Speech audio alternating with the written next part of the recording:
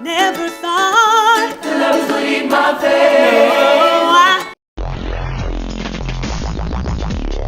Oh my goodness. So we have infamous boxer Ryan Garcia, who put out a tweet, and I can't help but laugh, bruh. I have been reading this tweet over and over and over again, just laughing my butt off, bruh. Because he starts off the tweet by saying, I voted for Trump, but I can't stay silent. Now, right off the bat, I'm sorry, anyone with the last name Garcia who voted for Trump, that's the joke in and of itself, right?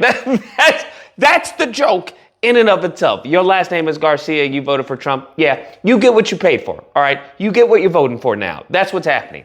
Beta! He then goes on to talk about the ICE raids, because everyone's talking about the ICE raids. I'm old enough to remember, not too long ago, where they were talking about black fatigue. Do you remember how everyone was talking about black fatigue and how people have black fatigue and all that? I find that very interesting that now that that's done, we put black fatigue on hold. Now everybody wants to cry for sympathy about the ICE raids. Oh, it's the ICE raids. This is horrible. What's going on? And that's exactly what he does. Now, mind you, as they were dehumanizing black people, right? And I'm not talking about a certain group of black people, all black people. All black people. That's what they were doing. While they were dehumanizing black people, now they want to have humanity, okay? Because he starts talking about, hey, I understand these are illegals, but these are hardworking people, especially the Mexicans, okay? And we have got to have humanity. We've got to have humanity. We can protect the border and have humanity at the same time. And I'm just like, this is absolutely fascinating behavior. Absolutely fascinating.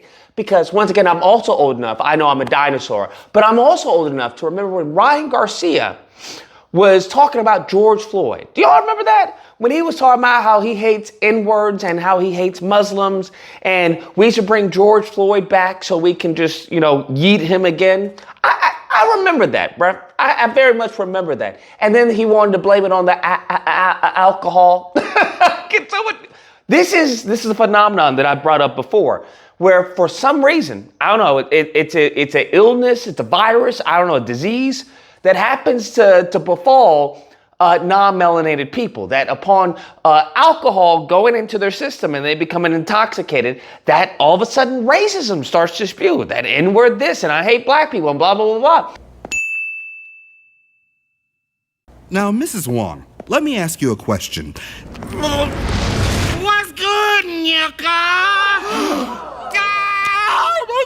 And we've seen this time and time and time again, okay? And that's exactly what he blames it on. He's like, hey, I got to become sober because, the alcohol. Now, we all know all that alcohol does removes the safeguards of your mind. That's what it does. So anything that you say while you intoxicated, that's what you really want to say. But you have, that good common sense not to say it. Right? That's all that is. So when these people become intoxicated and they start spewing out racist stuff, that's what's in their heart. And this is something I talk about, the lineage of evil. This is in their heart, right? You can't change this. You can't change these people. I don't care what data you give them, what stats you give them, facts, evidence, it doesn't work on them because they're a lineage of evil. This is who they are. Okay? You're not going to have a lion start behaving like a horse. You're not going to have a dog start acting like a cat. That goes against their very nature. He's out of line, but he's right.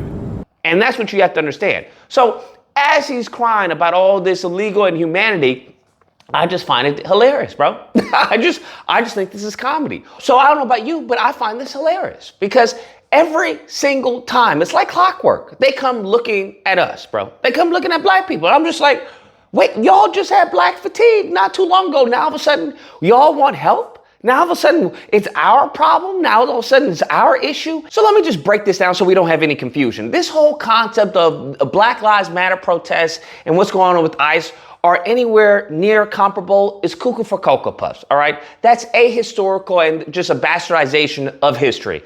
Black Lives Matter, all the protests you had to deal with, that had to deal with as far as American citizens being unjustly taken out by state soldiers. That's what that had to deal with, okay? Now that right there impacts everyone, okay? All American citizens, we should all be wary of state soldiers who are violating our civil rights. And the biggest violation you can have is the wrongful taking of a life. That's what that had to deal with. When it comes to ICE, this has to deal with people who are illegally here being deported. That's it. That in a nutshell is what that has to deal with. That doesn't impact American citizens, if we're going to be honest. Damn. I'm not illegal. American citizens are illegal. It just is what it is. If you not supposed to be here and you here, then you're going to be negatively impacted, okay? Now, will this have a repercussion on the economy and certain things like that? Sure, by all means. But if we really break it down, this shouldn't have been happening to begin with.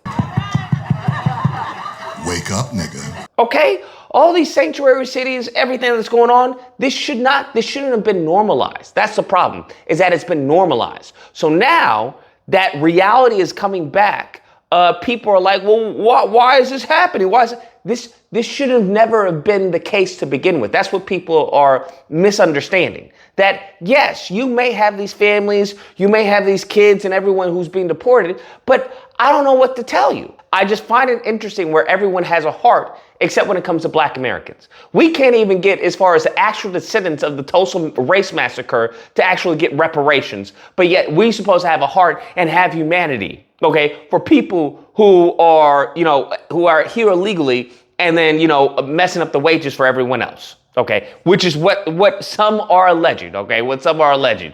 But this is, what are we talking about here, bro?